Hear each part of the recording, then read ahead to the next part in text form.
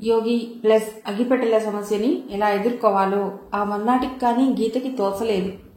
అయితే అలా చేయాలంటే యోగి ఒంటరిగా దొరకాలి. 2 రోజుల తర్వాత అది సంభవించింది. ఏం మాట్లాడాలో మనసులో మననం చేసుకుంది గీత. యోగి 5 నిమిషాలు స్పేర్ చేస్తారా? యోగి తలూపాడు. జేబులో ఉన్న అగ్గిపెట్టెల పైన శబ్దం వచ్చేలాగా సన్నగా కొడుతూ ఆమె పక్కన నిలబడ్డాడు. రండి, ఆ బస్ స్టాప్లో నించుందాం అంది ఎదురుగా ఉన్న బస్ స్టాప్ చూపిస్తూ. అక్కడికి వెళ్ళాక ఖాళీగా ఓ బస్సు వచ్చింది. రండి ఎక్కుదాం, ఇది తర్వాతి స్టాప్లో వెనక్కి తిరుగుతుంది కదా, ఇప్పుడే ఎక్కితే సీట్లు దొరుకుతాయి అంది. విధేయుడిలాగా ఆమెను అనుసరించాడు యోగి.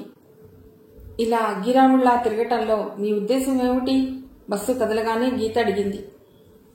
అవి ఎందుకు నాకు పంపించారో మీరు ముందుగా చెప్పాలేమో కదా, యోగి కూల్గా అన్నాడు. నాకు చాలా కోపం వచ్చింది, అందుకని బాకీ తీర్చుకోవాలని అనుకున్నాను.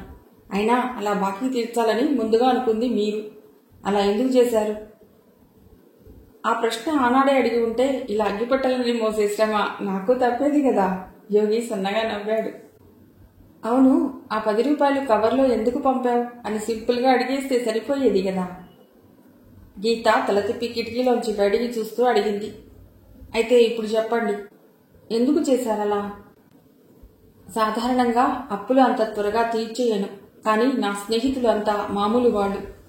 I can never be comfortable with rich people. Rich పీపులా? ఎవరి గురించి మాట్లాడుతున్నారు? గీత అయోమయంగా అడిగింది. ఓ, ఏం సింప్లిసిటీ అనుకున్నాడు యోగి.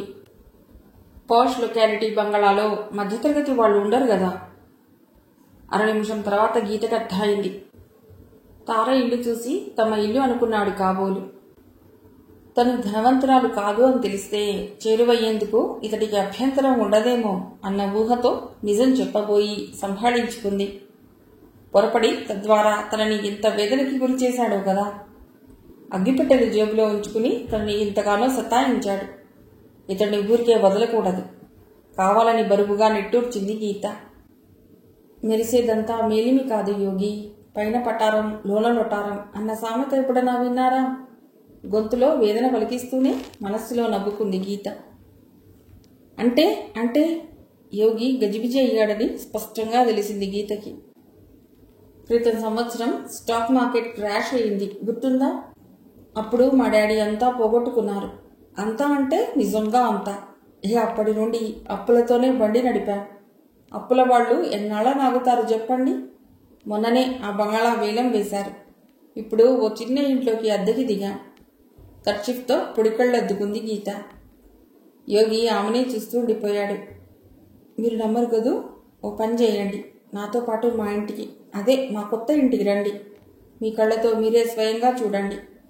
నిజం యోగి, మా డాడీ కారులో పెడుతూ అప్పుడప్పుడు దేవదాసు పాటలు వినేవారు.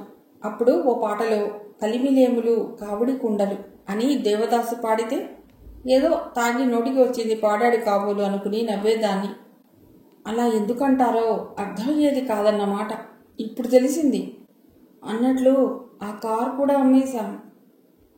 యోగి జాలిగా ఆమె వంక చూశాడు. బస్సు దిగి ఇంటివైపు వెడుతూ గీత అంది.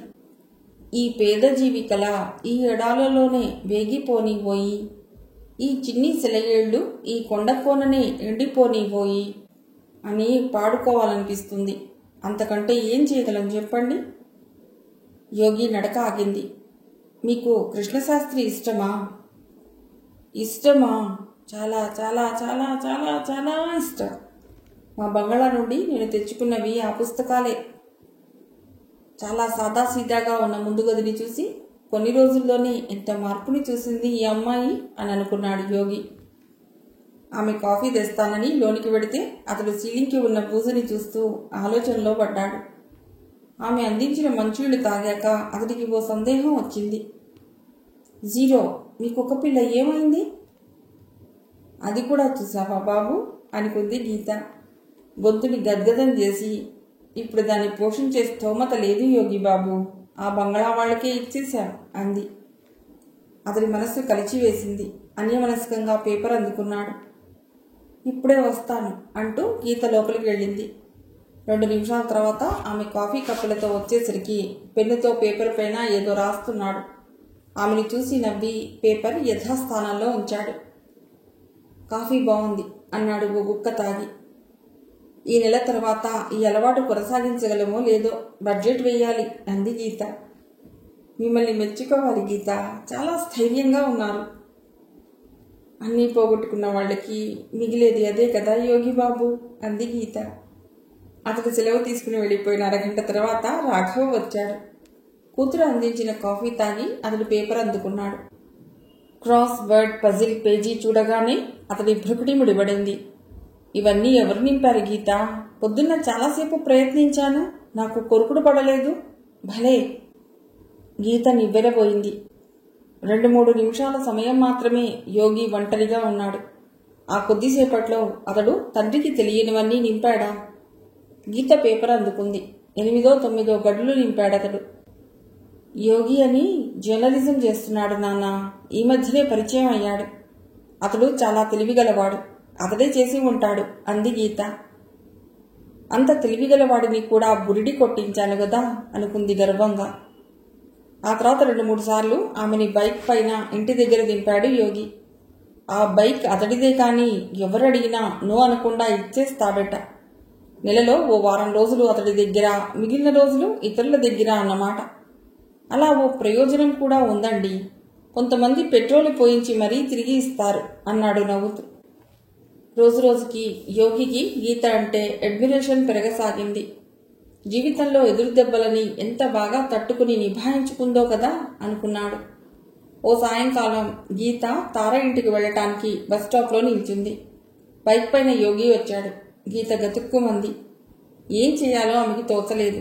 డీడీ కాలనీకి వెళుతున్నాను అంటే పాత ఇంటికి ఎందుకు అని అడిగితే ఇబ్బందే కదా. పరిష్కారం వెంటనే స్ఫురించింది. ఈరోజు నా మూడేం బాగోలేదు యోగి బాబు అంది. సాధారణంగా యోగి అని సంబోధిస్తుంది కానీ అప్పుడప్పుడు ఈ యోగి బాబు ఏమిటి? బాగోలేదని చెప్పాలని అనుకున్నాడు యోగి. అంతలోనే వద్దులే, అసలే బాధల్లో ఉంది, అలా చెబితే నొచ్చుకుంటుందేమో అనుకుని ఏమైంది అని అడిగాడు. పొద్దున్నుండి 0 గుర్తుకొస్తూనే ఉంది. ఎలా ఉందో ఏమిటో. చిరిగిన నా జోలెలో మరమేది అడగవద్దు. బిగిసి ఏకతార గొంతు పెగలనే పెగలదు. గొంతుకి ఏదో అడ్డుపడ్డట్లు గీత మాటలు ఆపేసింది. యోగి కదిలిపోయాడు. గీత, అలా అధైర్యపడకు. కమాన్, వెళ్ళి ఒకసారి 0ని చూస్తే నీకు తృప్తిగా ఉంటుంది. గీత కళ్ళు మెరిశాయి. చనువుగా నువ్వు అని పిలిచేంత దగ్గరయ్యాడు యోగి. ఏమంటున్నావు యోగి బాబు? నా బంగళాకి, అదే మా పాత బంగళాకి వెళ్ళి 0ని చూడమంటున్నావా? నిజమే, అలాగే చేస్తాను. గీత బైక్ ఎక్కింది. తార ఇంటి ముందు బైక్ ఆపి, నేను వెయిట్ చేయనా, మళ్ళీ నేను ఇంటి దగ్గర దింపుతాను అన్నాడు యోగి. వద్దు వద్దు అంది గీత కంగారుగా. నీ సమయం అంతా వృధా అవుతుంది. ఇక్కడ నుండి నేను వెళ్ళిపోతానులే. బైక్ మలుపు తిరిగిందని రూఢీ చేసుకుని అప్పుడు గేట్ తీసింది గీత. ట్యూషన్కి 2 గంటలు పడుతుంది. అంతసేపు వెయిట్ చేస్తే అతడికి అనుమానం రావచ్చు. ఎప్పుడు నవ్వుతూ ఉండే తార గంభీరంగా ఉంది. ఏమైంది తారా? గీత అడిగింది. షారూఖ్ సినిమా చూడాలని ఫ్రెండ్స్ అందరము ప్లాన్ చేసుకున్నాం. ఆ సినిమాకెడితే కాళ్ళు విరగ్గొడతానని మమ్మీ నన్ను ఆపేసింది. అందరి ఎదురుగా నాకు ఎంత షేమ్, వెక్కుతూ అంది తార. తారని అమ్యూజ్ చేయాలని అనుకుంది గీత. నేను విషయం చెప్తాను, ఎంత ఫన్నీగా ఉంటుందో. మొన్న ఒక రోజున మా ఫ్రెండ్ నన్ను మీ ఇంటి దగ్గర డ్రాప్ చేశాడు. ఇదే మా ఇల్లు అనుకుని పొరపడ్డాడు. తర్వాత అతన్ని మా ఇంటికి తీసుకువెళ్లే ముందు నేను కథ చెప్పాను. స్టాక్ మార్కెట్లో మేము పూర్తిగా నష్టపోయాం, ఈ ఇల్లు కారు అన్నీ అమ్మేశామని, అద్దె ఇంట్లోకి మారామని చెప్పాను. అతడు నమ్మేశాడు. నేను కనబడినప్పుడల్లా జాలి చూపులు చూస్తున్నాడు. ఇప్పుడు ఇక్కడికి యూనివర్సిటీ నుండి వస్తుంటే మళ్ళీ ఎదురయ్యాడు. మరి నువ్వేం చేశావక్క? తార ఆసక్తిగా అడిగింది. యోగిని తను ఎలా మాయ చేస్తున్నదో వివరంగా చెప్పింది. తార పగలబడి నవ్వింది. చాలా బాగా చేశావు అంటూ ఠక్కున ఆగింది. Now I know why you had no crush on Shahrukh. ఏం మాట్లాడుతున్నావు? You're already in love madam, that's why. Geetha సిగ్గుపడింది. సరేలే, పుస్తకాలు తీ అంది తేరుకుని. పరిశోధనా వ్యాసం డ్రాఫ్ట్లో తప్పులు ఉన్నాయా అని వెతుకుతున్న గీతని ఒక్కసారిగా యోగి గురించి ఆలోచనలు చుట్టుముట్టాయి. యోగిని తను ఇష్టపడుతున్నది అని బయటి వాళ్లకి కూడా తెలిసిపోతున్నది కాబోలు. గీత ఆలోచనలు మలుపు తిరిగాయి. ఇష్టపడటం వరకు ఓకే, నో ప్రాబ్లం. గుడ్డిగానో, కళ్ళు మూసుకునో, దబుక్కున్న స్తంభాన్ని గుద్దుకున్నట్లుగానో, హఠాత్తుగా గోతిలో పడ్డట్లుగానో, కెరటాలలో మునిగినట్లుగానో, వెన్నెల్లో తడిసినట్లుగానో, ఎలాగో ఒకలాగా ఇష్టపడవచ్చు. దాన్ని ఇంకా ముందుకి లాజికల్ ఎండ్కి తీసుకువెళ్లాలంటే కలలు కనటం మానేయాలి. కాస్త స్పృహలోకి రావాలి. స్పృహ అంటే డబ్బు లెక్కలు బేరీజు వేయనక్కర్లేదు, నిజమే. కానీ అసలు అలాంటి ఆలోచన కూడా వద్దా? గీతకి చేస్తున్న పని మీద ఆసక్తి తగ్గిపోయింది. వినాయక్, ఈ డ్రాఫ్ట్లో తప్పులున్నాయేమో కాస్త జాగ్రత్తగా వెతికి పట్టుకుంటావా? 10 పట్టుకుంటే టీ, 20 పైన పట్టుకుంటే టీ ప్లస్ సమోసా, సరేనా? 30 పట్టుకుంటే? వినాయక్ ఉత్సాహంగా అడిగాడు. తన భాషా ప్రావీణ్యం గురించి ఏమనుకుంటున్నాడు ఈ వినాయక్? గీత అతడిని తినేసేలా చూసింది. అంతలోనే మొహాన్ని ప్రసన్నంగా మార్చి నవ్వుతూ అంది, 30 తప్పులు పట్టుకుంటే నువ్వే నాకు టీ ప్లస్ సమోసా ఇప్పించాలి. అదేమిటి? అయోమయంగా అడిగాడు వినాయక్. అంత దరిద్రంగా రాసినందుకు నా మీద నీకు జాలి పుట్టాలి గదా, ఆ జాలితో నువ్వే ఇప్పిస్తావన్నమాట అంది గీత. అసలు యోగి గురించి ఆలోచిస్తూ రాయటం వల్ల అనుమానంగానే, లేకపోతే 5 తప్పులు దొరికితే డిన్నర్ ఇప్పిస్తానని సవాలు చేసేదాన్ని అనుకుంది. నేను లైబ్రరీకి ఎడుతున్నాను అని పైకంది. మెల్లిగా లైబ్రరీ వైపు నడుస్తూ ఆలోచనలో పడింది. యోగి పర్ఫెక్ట్ జెంటిల్మెన్, అందులో సందేహం లేదు. అంతకు మించి అతడు ఎందులోనూ పర్ఫెక్ట్ కాదు. అయితే ఆ అసలు స్వరూపాన్ని బహిరంగపరచడానికి అతడు ఏమాత్రం సిగ్గుపడడు. ఎక్కడైనా ఎప్పుడైనా అతడు అతడిలాగానే ప్రవర్తిస్తాడు. ఏవో లేనిపోని మర్యాదల కోసమనో, ఇబ్బందులు తప్పించుకోవటానికనో ముసుగులు వేసుకోవటం, లౌక్యంగా ప్రవర్తించటం అతడికి తెలియదు. అవన్నీ బాగానే ఉన్నాయి. కానీ అసలు పేచీ మాత్రం బొత్తిగా ఫినాన్షియల్ డిసిప్లిన్ లేదు అతడికి. పరిచయం కాస్త పెరిగాక గీత ఒకసారి అతడిని అడిగింది, యోగి, మొదటిసారి నిన్ను పలుకరించినప్పుడు నీకేమో మాట్లాడేందుకు కూడా అసలు టైం లేదన్నా. కానీ 10 రూపాయలు ఉన్నాయా అని అంత చులాగ్గా ఎలా అడిగావు? నా దగ్గర లేవు కాబట్టి అని అది ఎంతో సహజమైన విషయంలాగా చెప్పాడు యోగి. ఆ జవాబుకి గీత ఫోర్స్ కాస్త తగ్గింది. సరే లేవనుకో, లేకపోతే మాత్రం మాట్లాడటానికి సమయం లేదు అన్నవాడికి ఎవరిస్తారు? ఎందుకు ఇవ్వాలి? పిచ్చివాళ్ళు కూడా ఇవ్వరు. ప్రశ్నలు అడుగుతూనే కొంత సమాధానాన్ని కూడా తనే అందించింది గీత. మరి నువ్విచ్చావు కదా. నేను పిచ్చాటి పిచ్చిదాన్ని కాబట్టి ఇచ్చాను బాబు అనుకుంది గీత, అతడి వంక ఆప్యాయంగా చూస్తూ. పైకి మాత్రం నేను మంచిదాన్ని కాబట్టి ఇచ్చాను. అసలు నేను ఇస్తానని నువ్వెలా అనుకున్నావు అంది. ఓకే మేడం, నాకు కావలసినది అదే. ఇవ్వటం ఇష్టం లేని వాళ్ళు ఇంకొకసారి నా మొహం చూడరు. వాళ్లతో నాకే సమస్య లేదు, నాతో వాళ్ళకి ఏ సమస్య రాదు. ఇకపోతే అర్థం చేసుకున్న వాళ్ళే ఇస్తారు, లేకపోతే ఇచ్చాక అర్థం చేసుకుంటారు నవ్వేశాడు యోగి. తిరుగులేని ఆ లాజిక్కి గీత కూడా నవ్వింది. అంతకంటే ఏం చేయగలదు? ముక్కుకి సూటిగా పోయి అతడి తత్వం, నిజాయితీగా ఉండాలనుకునే అతడి భావాలు బాగా నచ్చాయి కదా. వాటికి ప్రాధాన్యం ఇవ్వకుండా అతడు డబ్బుని హ్యాండిల్ చేసే విధానం గురించి ఆలోచించటం సరికాదేమో అన్న ఆలోచన వచ్చాక అవును కదా అనుకుంది గీత. అతడిలో నచ్చనివి కొన్ని ఇప్పటికే కనబడ్డాయి, ఇంకొన్ని మెల్లిమెల్లిగా అతను తెలుసుకుంటుందేమో. కానీ వాటిని విస్మరించక తప్పదు. అలా విస్మరించవలసినంత స్థాయి వ్యక్తిత్వం కాదా యోగిది? ఇదేమిటి, నేను లైబ్రరీ మెట్లు ఎక్కాలి గాని ఇలా దిగుతున్నాను అనుకుని గీత నడక ఆపింది. ఆమె లైబ్రరీ వైపు తిరగనే లేదు, ల్యాండ్స్కేప్ గార్డెన్లోకి నడుస్తున్నది. అంటే ఇప్పుడేం చేయాలి? లైబ్రరీకి వెళ్ళాలా వద్దా? ఆలోచనలు ఓ రూపానికి వచ్చాయి కదా, ఇక లైబ్రరీకి ఎందుకు, డిపార్ట్మెంట్కి వెడితే సరి. ఈసారి ఇంకా తీరిగ్గా సమీక్షిస్తూ నడిచింది గీత. ఆమెను చూడగానే వినాయక్ అన్నాడు, గీత, నువ్వు అనవసరంగా ఆశ పెట్టుకున్నావు. ఇంతవరకు ఒక్క తప్పు కూడా దొరకలేదు. డోంట్ వరీ, గీత నవ్వింది. ఇదిగో సమోసాలు, టీ 5 నిమిషాల తర్వాత వస్తుంది. What are you celebrating? నా ఇంగ్లీష్ ప్రావీణ్యాన్ని అబద్ధం చెప్తూ అంది గీత. అబద్ధమని తెలిసిపోయినా సమోసా బాగుండటంతో మాట్లాడకుండా ఇంకోటి అందుకున్నాడు వినాయక్. నవంబర్ చివరి వారం. మబ్బుగా ఉందేమో. మధ్యాహ్న సమయంలో కూడా చల్లగా ఉంది. యోగి పక్కన కూర్చుని అతడి ద్వారా పరిచయమైన మిత్రులతో మాట్లాడుతున్నది గీత.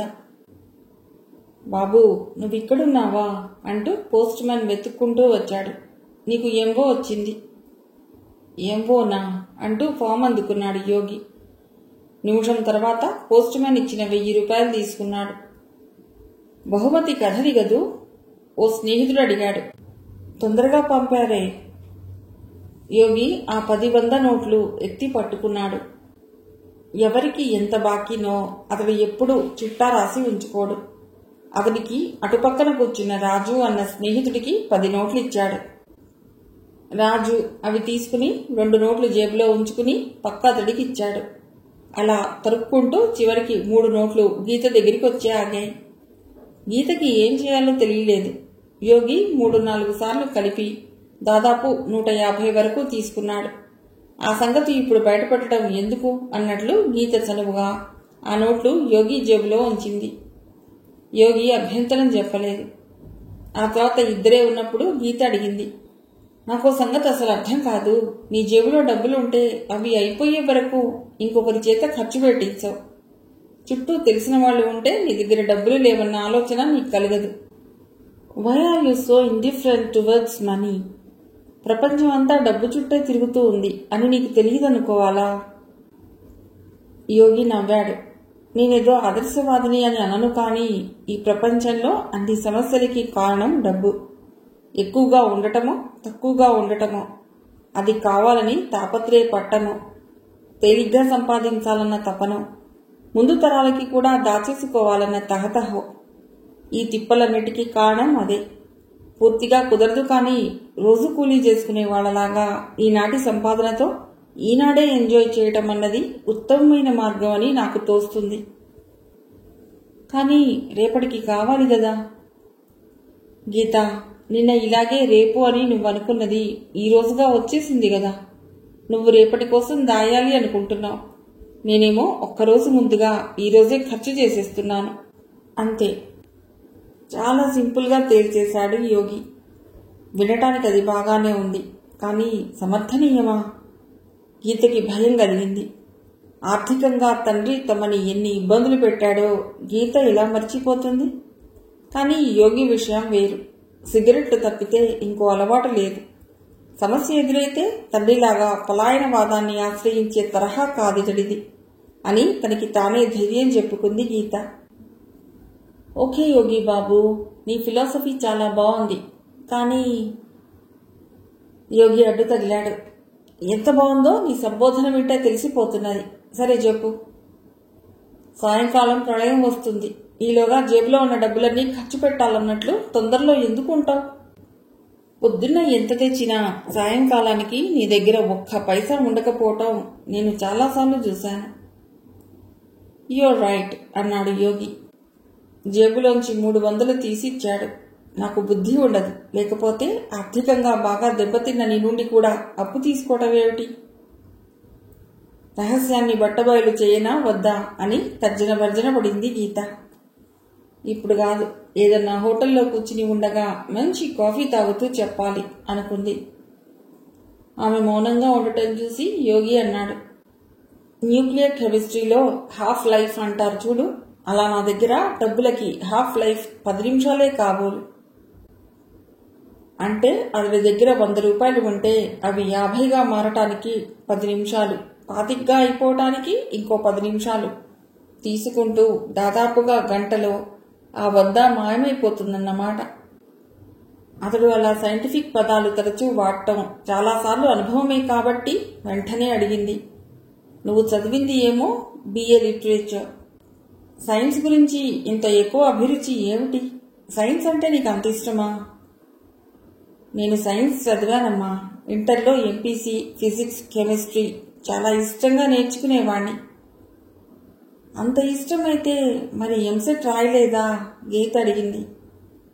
లిటరేచర్లో గ్రాడ్యుయేషన్ చేయాలనిపించింది. అందరూ వేలం వెర్రిగా ఎంసెట్ అని వెంపర్లాడుతుంటే నేను అదే దారిలో ఎందుకు వెళ్ళాలి? లిటరేచర్ చదవాలనిపించింది. అఫ్కోర్స్ ఎంసెట్ రాయనన్నానని నాన్నకి చాలా కోపం వచ్చింది. డిగ్రీ అయ్యాక లా చదవమని రంగారావు యోగిని పోరాడు. యోగి ససేమిరా అన్నాడు. జర్నలిజం, మాస్ కమ్యూనికేషన్స్లో పీజీ చేస్తానని పట్టుబట్టాడు. తండ్రి కొడుకుల మధ్య ఘర్షణ కొన్ని వారాల పాటు కొనసాగింది. అప్పటికి రంగారావుకి కొడుకు విషయంలో చాలా వైరాగ్యం వచ్చింది. అసలు నా మాట ఒక్కటన్నా విన్నావా? నా స్నేహితుల పిల్లలు ఇంజనీర్లు, డాక్టర్లు అవుతున్నారు. నువ్వో నీ కర్మ, నీకు ఏది ఏడవాలనిపిస్తే అదే ఏడ్చి అఘోరించు అన్నాడు. అలా ఇప్పుడు జర్నలిజం అఘోరిస్తున్నాను అన్నాడు యోగి కథ ముగిస్తూ. అంటే అంకుల్కి కోపం అంటూ ఆగింది గీత. యోగి మొహం గంభీరంగా మారింది. గీత, నీకు నాన్న గురించి కాదు నీకు నా గురించి నాన్న గురించి పూర్తిగా చెప్పలేదు. ఇప్పుడు చెప్పింది నథింగ్. ఎప్పుడో తీరిక చేసుకుని సవిస్తరంగా చెప్తాను. చెప్పడం ఎందుకు? ఓసారి మీ ఇంటికి పిలవచ్చు కదా. అతను ఇంతవరకు ఇంటికి ఆహ్వానించలేదన్న సంగతిని అన్యాపదేశంగా అతనికి గుర్తు చేస్తూ అంది గీత. అలా కాదు, నువ్వు వచ్చే ముందు అది వినాలి. నిజానికి అందుకనే నేను రమ్మనమని పిలవలేదు. గీత థ్యాంక్ యూ అంది. థ్యాంక్స్ ఎందుకు? అయోమయంగా అన్నాడు యోగి. నా బాధ్యత గుర్తు చేసినందుకు అని ఆమె చెప్పలేదు, మనసులో అనుకుంది. నేను నా తండ్రి గురించి నీకు చెప్పాలి అన్న బాధ్యత గుర్తు చేసినందుకు నీకు థ్యాంక్స్ యోగి అని ఇంకోసారి అనుకుంది. అంతలో ఆమెకి కావలసిన బస్సు వచ్చింది. ఆ స్టాప్లో తిరుగు ప్రయాణానికి బస్ మలుపు తీసుకుంటుంటే గీత లేచింది. ఇక నేను వస్తాను యోగి, సీ యూ టుమారో, బాయ్. బస్సులో కూర్చుని గీత కిటికీలోంచి చూసింది. ఇంకా యోగి అక్కడే నిలబడి ఉన్నాడు. తండ్రి గురించిన ప్రస్తావన వల్లనేమో అతని మొహం గంభీరంగా ఉంది. బస్సు కదలబోతుంటే గీత ఒక్క ఉదుటనే లేచింది. స్టాప్ అని అంటూ హడావిడిగా బస్ దిగింది. పరుగున దగ్గరవుతున్న గీతని చూసి యోగి విస్తుపోయాడు. ఏమైంది? గీత నవ్వింది. నువ్వన్నది చాలా నిజం. డబ్బు గురించి ఆలోచించి మనం చాలా పోగొట్టుకుంటాం. అదేమిటి, 3వ నంబర్ బస్సులో కూర్చుంటే ఇలా జ్ఞానోదయం అవుతుందా? యోగి నవ్వుతూ అడిగాడు. నీకు ప్రైజ్ వచ్చిందని తెలియగానే నేను నీకు కంగ్రాట్స్ చెప్పవలసింది పోయి నువ్వు ఆ మొత్తాన్ని ఎలా ఖర్చు చేశావా అని ఆలోచించడం మొదలెట్టాను. అందరూ వెళ్ళాక కూడా నీతో డబ్బు గురించే చర్చించాను. ఆ తర్వాత ఇంకో టాపిక్ అలా ఎక్కడికో సాగిపోయాను. కాబట్టి ఇప్పుడు నా తప్పుని సరిదిద్దుకుంటున్నాను. కంగ్రాచ్యులేషన్స్. అతడు చెయ్యందుకుని ఆప్యాయంగా ఊపింది. యోగి మొహం వెలిగింది. Thank you. ఆ కథ ఎప్పుడు ప్రింట్ అవుతుంది? యోగి చేతిలోని ఫైల్ తెరిచాడు. ఇదిగో, ఇందులో ఓ కాపీ ఉంది. నువ్వు చదువుతానంటే తీసుకో. చటుక్కున అందుకుంది గీత. ఆ కథని రాత్రి పడుకునే ముందు చదివింది. వినాయకుడి విగ్రహాలు పాలు తాగుతున్నాయి అన్న వార్త దావానలంలా పాకటంతో దేశంలో వేలం వెర్రిగా జనాలు గుళ్ల ముందు క్యూలు కట్టడం బ్యాక్ డ్రాప్గా కథ రాశాడు యోగి. క్లాస్లో ఫస్ట్ వచ్చినందుకు ఓ పాపకి 5 స్టార్ చాక్లెట్ ఇస్తాడు తండ్రి. స్కూల్ నుంచి రాగానే అన్నం తినకుండా ఆ చాక్లెట్ తింటానని పంతం పడుతుంది పాప. తల్లికి కోపం వచ్చి అన్నం తింటేనే చాక్లెట్ అంటుంది. పాప అలిగి ఏమీ తినకుండా గదిలోకి వెళ్లి కూర్చుంటుంది. ఈలోగా తల్లికి వినాయక విగ్రహాలు పాలు తాగుతున్నాయని తెలుస్తుంది. ఇంట్లో ఉన్న పాలు తీసుకుని గుడికెడుతుంది. తల్లి వచ్చేసరికి పాప ఆకలితో నీరసంతో ఏడుస్తుంటుంది. నీరసాన్ని త్వరగా తగ్గించడానికి గ్లాసుడు పాలు ఇద్దామన్నా ఇంట్లోనే కాదు, పక్క వాళ్ల ఇంట్లో కూడా పాలుండవు. అందరూ వినాయకుడి చేత తాగించారు. మరి అన్నం తిను, ఆకలి మెల్లిగానైనా తగ్గుతుంది అని తల్లి పాపని బుజ్జగిస్తుంది. అయినా నన్ను వదిలి నువ్వెక్కడికి వెళ్ళావు అని అడుగుతుంది పాప. గుళ్ళో వినాయకుడు పాలు తాగుతున్నాడమ్మా, అక్కడికి వెళ్ళాను. ఎంత ఆశ్చర్యమో తెలుసా, నిజంగా పాలు తాగుతున్నాడు అంటుంది తల్లి. దేవుడు పాలు తాగితే ఆశ్చర్యమేముంది అని అడుగుతుంది పాప. మరి రాతి విగ్రహం పాలు తాగటం ఆశ్చర్యమే కదా అంటుంది తల్లి. అది రాతి విగ్రహమా? మరి నాతో దేవుడు అని ఎందుకు చెప్పావు అని పాప అమాయకంగా అడుగుతుంది. బాలవాక్కు అన్న పేరుతో ఉన్న ఆ కథ గీతను బాగా ఆకట్టుకుంది. ఆ తర్వాత అతడు రాసిన రచనలన్నీ చదివింది గీత. ఆదివారం హ్యాబిట్స్లో పాత పుస్తకాల షాప్ దగ్గర సందడిగా ఉంది. యోగితో పాటు పుస్తకాలు కొనటానికి మొదటిసారిగా గీత అక్కడికి వచ్చింది. ఆమెకు కూడా పుస్తకాలు చదవటం అలవాటే గాని ఆమెకి కొన్ని నియమాలు లాంటివి ఉన్నాయి. ఫలానా ఫలానా వారి రచనలు తప్ప మిగిలినవి చదవదు. కానీ యోగి అలా కాదు. అతడు అభిమానించే రచయితల రేంజ్ గీత ఊహకి అందలేదు. అసలు ఆ పేర్లు గల రచయితలు ఉన్నారని మొదటిసారిగా ఆమెకి తెలిసింది. పైగా కొన్ని పుస్తకాలు కొంటున్నప్పుడు అతడి గురించి కొత్త విషయాలు తెలిసినట్లయింది.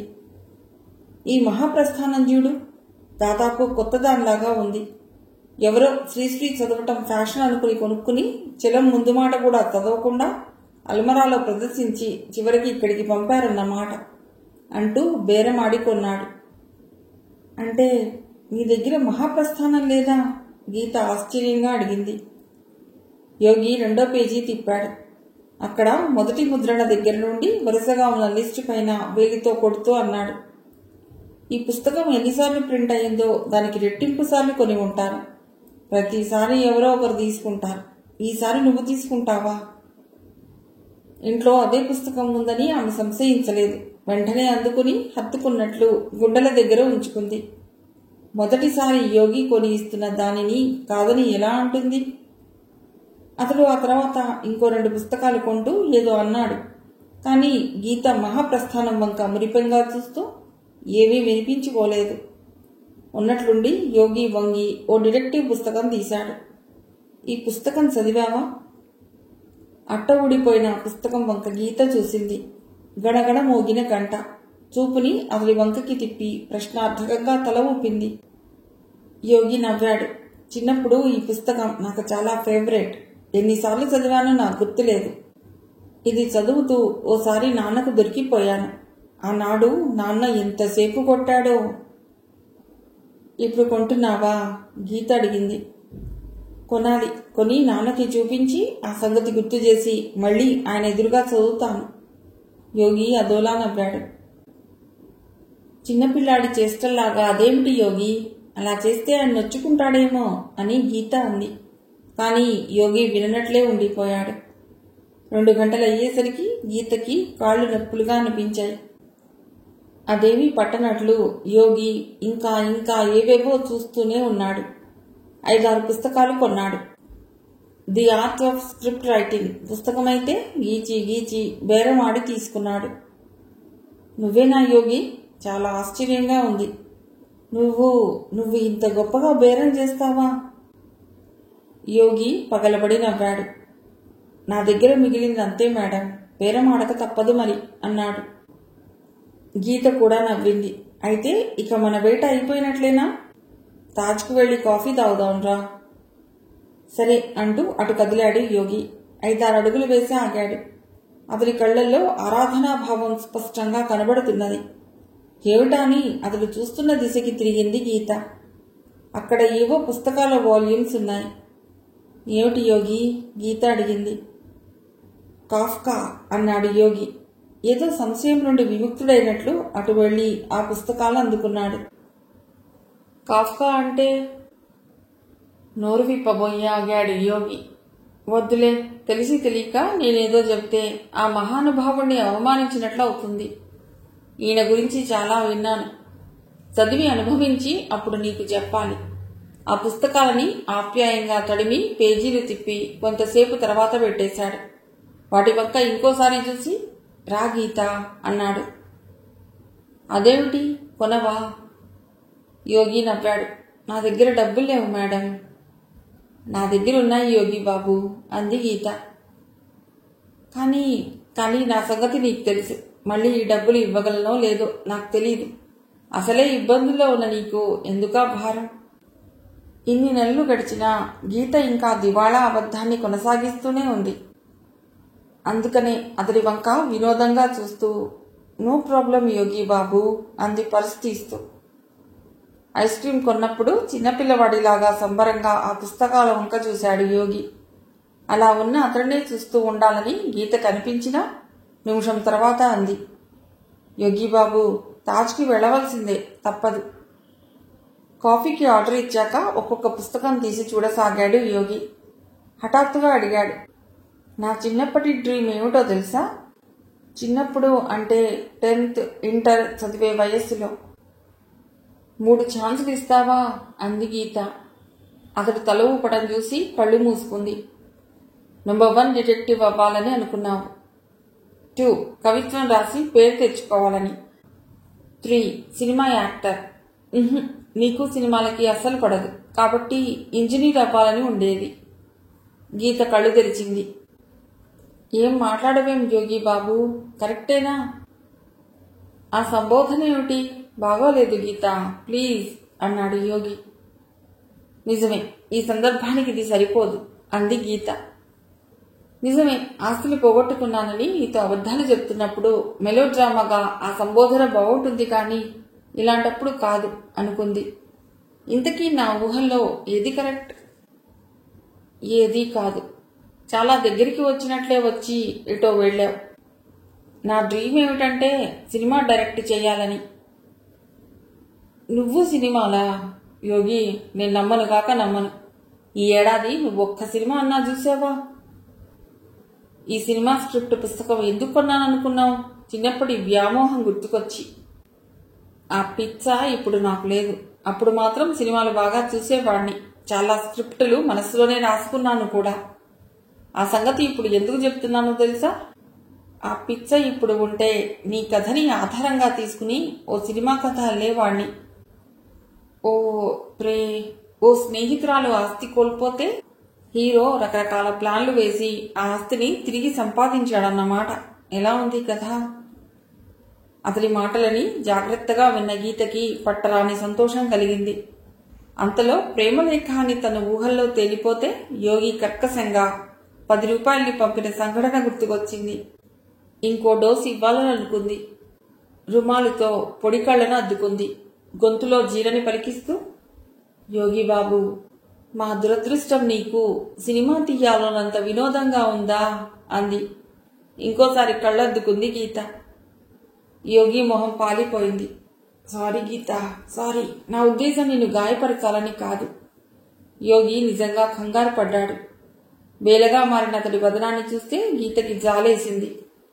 ఇక చాలు, ఈ నాటకానికి తెరదించాలి. అప్పుడెప్పుడో అనుకున్నట్లు హోటల్ కాఫీ అన్నీ సమకూడాయి. అంతేకాదు, కాఫీ చాలా బాగుంది కూడా. ఇదే మంచి సమయం. పక్కపక్క నవ్వింది. యోగి బాబు అని ఎందుకు పిలుస్తున్నానో తెలుసా? ఆమె నవ్వికి, ఆ ప్రశ్నకి అతడు బిత్తరపోయాడు. నోట మాట పెకల్లేదు. ఆ బంగళాలో తారా అనే అమ్మాయికి నేను ట్యూషన్ చెప్తాను, అంతే. అది మా ఇల్లు కాదు. నువ్వు వచ్చింది మా అసలు సిసలు అద్దె ఇంటికే. అర్థమైందా? యోగి మొహం ఎర్రబడింది. మెల్లిగా రంగు మారి మొహంలో చిరునవ్వు ప్రత్యక్షమైంది. మరీ అంత నాటకమా అన్నాడు. కొంతసేపు ఆగి చెప్పాడు. ఆ రోజున మీ ఇంటికొచ్చిన రోజున సీలింగ్కి ఉన్న బూజుని, ఇంట్లో సామాన్లు అమర్చిన విధానం చూశాక కొన్ని రోజుల క్రితమే మీరు ఆ ఇంట్లోకి వచ్చారంటే నమ్మలేమనుకున్నాం. కానీ నీ యాక్షన్ ముందు నా అనుమానాలు దూది పింజల్లాగా ఎగిరిపోయాయి. యోగి, నేను ఎంత గొప్పగా యాక్ట్ చేశానో అన్నది కాదు ముఖ్యం. నువ్వేం నొచ్చుకోలేదు కదా, అది చెప్పు ముందు. గీత సిన్సియర్గా అంది. యోగి ఆమె చేతిపైన సుతారంగా తట్టాడు. నువ్వేం చేసినా నేను నొచ్చుకోను గీత. ఇంకో విషయం, అన్నీ లోతుగా పరిశీలిస్తామని అనుకునేవారు కూడా బుట్టలో ఎలా పడతారో, ఎంత సులువుగా పడతారో ఇప్పుడు నాకు అర్థమవుతున్నది. ఎలా? చెప్పు. నువ్వు ఆ బంగళాలోకి వెళ్ళటం, జీరో నిన్ను మురుగుతూ ఆహ్వానించటం చూశాను. నువ్వు ఆప్యాయంగా జీరోను ఎత్తుకున్నావు. ఆ ఇల్లు మీదే అని నాకు బలంగా అనిపించింది. అలాంటి ఇంట్లో ఉండే నువ్వు బస్సుల్లో ఎందుకు తిరుగుతున్నావు? నీ వస్త్రధారణ సాదాసీదాగా ఉందేమిటా అన్న సందేహాలని పక్కకు నెట్టేశాను. ఆ తర్వాత నువ్వు స్టాక్ మార్కెట్ గురించి చెప్పాక పూర్తిగా నమ్మేశాను. అలాగే రామర్ చేసిన ప్రదర్శన చూసిన ఓ ఐఐటి ప్రొఫెసర్ తన కళ్ళని నమ్మి సాధ్యాసాధ్యాల గురించి విస్మరించి ఏవేవో భాషలు చెప్పటానికి ప్రయత్నించి ఇప్పుడు నవ్వుల పాలయ్యింది. అంటే నేను చూశాను కాబట్టి నిజం అన్న గాఢ విశ్వాసం అన్నమాట. కొన్ని రోజుల క్రితం ఓ నదీ తీరంలో ఇసుక నుండి ఓ స్వామీజీ భగవద్గీత పుస్తకాన్ని తీయటం చూసిన ఓ పేరుబడ్డ సైంటిస్ట్ ఆ స్వామీజీకి అతీత శక్తులు ఉన్నాయన్న నిర్ణయానికి వచ్చి అనుంగు భక్తుడయ్యాడు. అద్భుతంలాగా ప్రత్యక్షమైన ఆ పుస్తకం ఎక్కడ ప్రింట్ అయిందో స్పష్టంగా రాసి ఉందేమిటా అన్న సంశయం గాని, అంత పవిత్రంగా ఉద్భవించిన ఆ పుస్తకంలో అచ్చుతప్పులు ఉన్నాయి ఏమిటా అన్న సందేహం కానీ అంత పెద్ద సైంటిస్ట్ గారికి కలగకపోవటం మన దేశంలో సైన్స్ అనుభవిస్తున్న దురదృష్టం. బాగా ఎనలైజ్ చేశావు యోగి, అంది గీత మనస్ఫూర్తిగా. ఇంకో కాఫీ తాగుదాం సరేనా? కాఫీ ఆర్డర్ చేసింది. మిగిలిన కథ తర్వాతి భాగంలో.